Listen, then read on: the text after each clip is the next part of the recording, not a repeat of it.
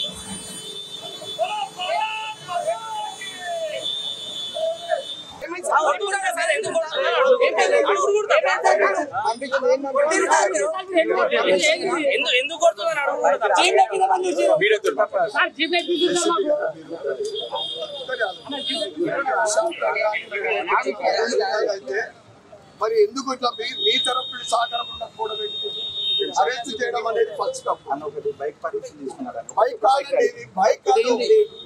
మరి నడుమంటే 1000 మంది వస్తారు. బైక్ అట్లా పిలుపుంటే 500 మంది 1000 మంది వస్తారు. ఇంకో లేకుండా మీరు అరెస్ట్ చేసి బయటకు వచ్చిన నేను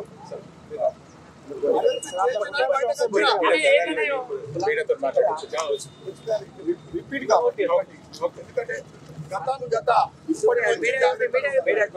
మా కోఆపరేషన్ ఉంటుంది. మీకు ఎప్పుడు ఉంటుంది సార్? మీ కోఆపరేషన్ ఎప్పుడు ఉంటుంది?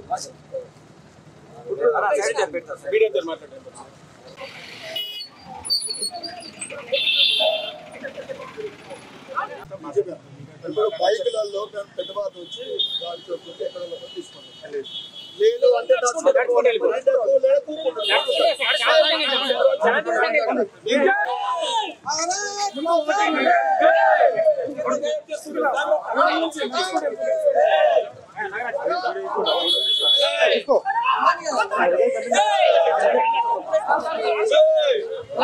జరుగుతున్న దమనకాండ మనందరికీ తెలుసు.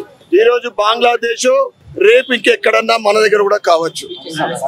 బంగ్లాదేశ్ లో హిందువుల పైన దాడులు, మహిళల పైన అత్యాచారాలు, మానభంగాలు, గుడుల ధ్వంసము, ఆలయాల ధ్వంసం.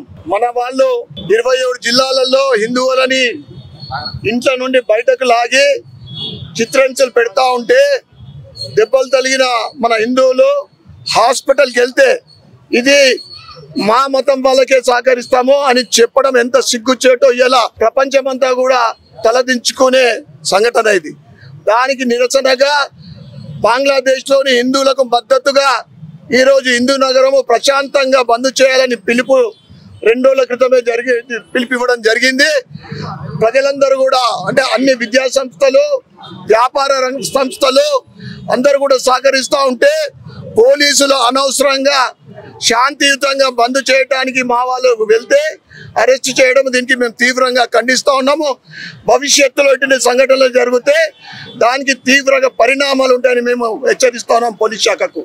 అదేవిధంగా ఈ బంద్కు సహకరించిన ప్రతి ఒక్కరికి కూడా, బంద్లో పాల్గొంటూ బంద్ చేయడానికి సహకరించిన ప్రతి ఒక్క హిందూ బంధువులందరికీ కూడా ధన్యవాదాలు, నమస్కారం తెలియజేస్తూ భారత్ మాతాకి జై, జై శ్రీరామ్.